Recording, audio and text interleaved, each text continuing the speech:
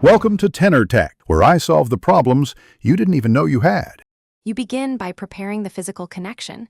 Install the 5G modem into the M2 slot or plug in the USB-C dongle now.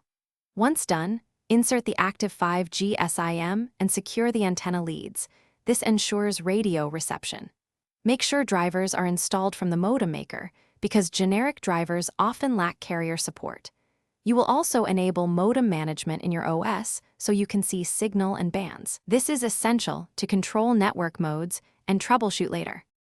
Now configure the software so your PC uses the 5G modem as its primary connection. In the modem utility, enter the carrier APN and authentication details.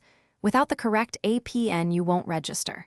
Once set, force the device into 5G or NR-only mode if you need peak speed, or set auto for stability.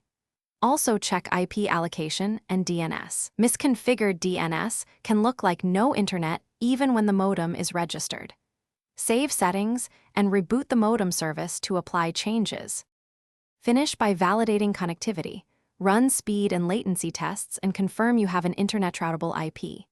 If the link fails, first confirm the SIM is activated and provisioned for 5G, then reseat antennas and try different PCIe lanes or USB ports. Physical contact matters. Make sure firmware and drivers match the modem model. Roll back if a new update breaks registration. If still stuck, export signal and registration logs. Then contact the carrier.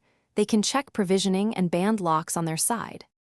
Thanks for watching. Subscribe to keep your life in tune.